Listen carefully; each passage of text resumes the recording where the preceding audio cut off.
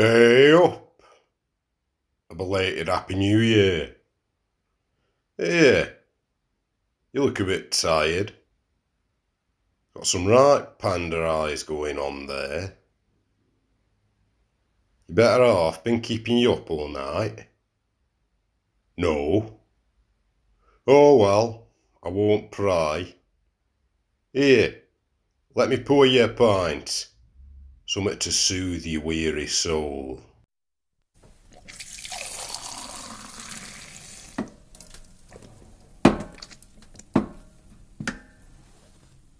There you go. A nice drop of the house special to warm the cockles. Had a lad come in t'other day. Knackered ain't the word. Rings under his eyes like bossed tyres. Not sure what paper round he were on, but the driveways must have been long and steep, put it that way. So I says to him, "Here, you look rougher than a badger's ring piece. What ails thee?" He shoots me this somewhat offended look. "The bed." "The bed? What bed?" "Both bloody beds, or the lack thereof." Course, I was a bit puzzled. "You're gonna have to catch me up, mate. You're talking in circles." Ordered a bed. Ain't arrived. Keep missing the delivery. "Oh, all right. And the other bed?" "Can't sleep in it. Not now. Not after last night." "Well, me ears pricked right up, I can tell thee." "Oh? And what happened last night, then?" Took a sip of his drink. Gave me this weary look. "Not sure if I know. Not quite sure if it was real, or just a dream. But I know what I felt, and what I saw." "Go on then, spill beans." Not long moved into a new place. Not a stone's throw from here, actually. About half-mile up the road. Bad break-up, see. Needed a place quick. Proper dropped on, mind you. Nice mid-terrace, fully furnished. Not old tat either. Leather sofas, fitted wardrobes. Even a farmhouse-style kitchen. A right find. Only issue was the bed. Single. Can't abide singles. I'm a big lad, see. Need a bit of room to spread, if you get me. So first thing I did on moving was order a replacement. Anyway, the move went without an hitch. Lost most of my stuff in the split, so there weren't much in the way of unpacking. I can't say the place had any bad vibes. Not that I'd have noticed. First few days in there, I was practically up my own arse sorting stuff out. Utilities and whatnot. All with work on top. Barely had time to breathe. "Ah, what is it you do?" "Call centre work. 24-hour business. I work the late shift. 3 till 12:30. Don't usually get back until gone 1. And then when I'm in, I'll just sit and, have a few beers and binge a few box sets.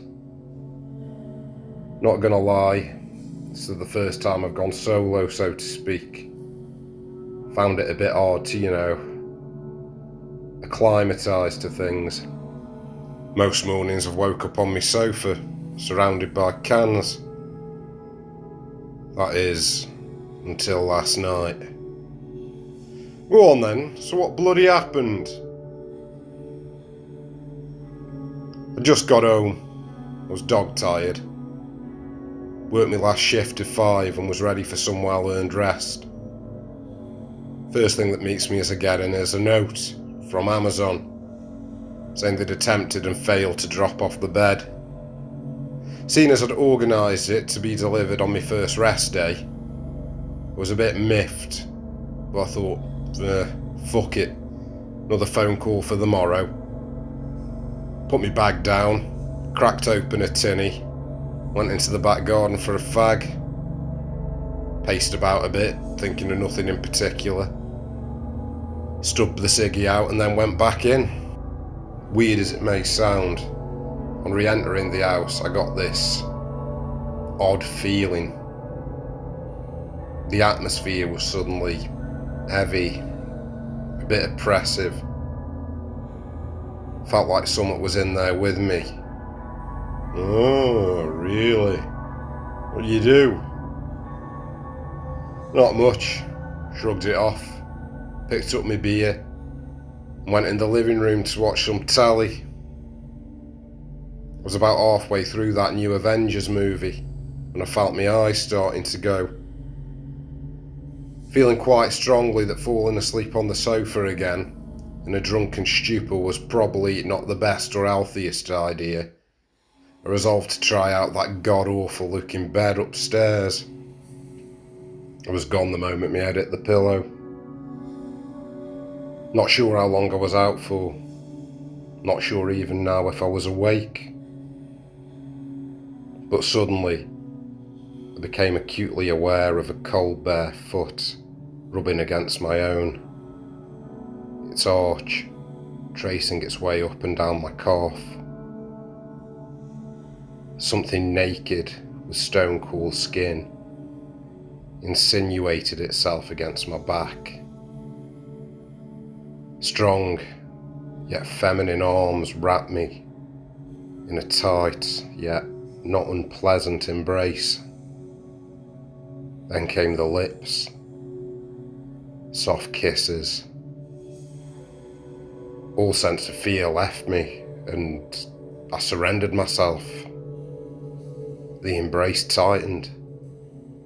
The kissing turned to biting, the soft lips burying deep into my neck. I turned, enraptured, orientated myself on top of whatever it was. Did you know, you horny bastard? Yeah. A face looked up at me, smiling, pale, somewhat plain to look at, but there was something about it, something inviting, something seductive. I drew the face up towards mine. Then it changed. The flesh, suddenly sunken, stretched tight, like a corpse. I can't describe the terror I felt in that moment. I rolled back over, tried desperately to get out of bed, but it, held me tight, coiling her arms around my chest, the grip viper strong. I strained, but to no avail. She had me, that once gentle mouth, now a cold vice, clamped around my throat. All hope faded, each breath a labour.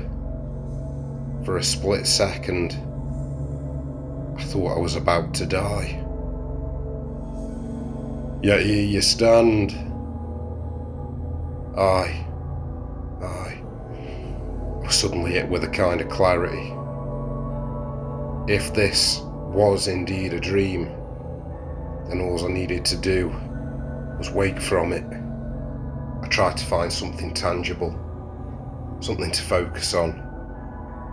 The phone on my bedside table. I reached out. It tried to stop me, fish-hooking me with two talon-like fingers that seemed to slither serpent-like down my throat, wrenching my head back. With all my strength I grasped for the phone, the red charger light shining like a beacon. And I'm not kidding. The second my straining fingers clenched around the warm plastic of the casing, reality seemed to shift. The grip slackened, the palpable mass of it slowly fading as I drew my phone closer. Time slowed to a crawl. And like that, I was awake, in what I can only term a real sense. My phone held out in front of me. An alright, somewhat troubling tale, I reckon you'd agree. Course, I know what you're thinking. Just a run-of-the-mill case of the old sleep paralysis. Easily explained, case closed, pour me another pint. And I'd be inclined to agree, if it were not for one small detail. You see, it was the time on the phone that were the puzzler. You see, as he were pulling the phone towards him, he distinctly remembered the time being 3:33 a.m. When he came to, not only were he still clutching the phone, but the time read 3:34 a.m, which would imply the strange event took place in real time. Still, I'm sure there'd be a perfectly rational explanation. Sounds like something you'd read on Reddit to me. One of them can't sleep stories. You know the ones. Still, not a hot toddy and an early night won't fix. Something you yourself might want to think about, eh? Anyway, you having another? No? Oh well, you get a good night's rest. You need out, you know where I am. Just ring that there bell. Have a good 'un. I'll be seeing you.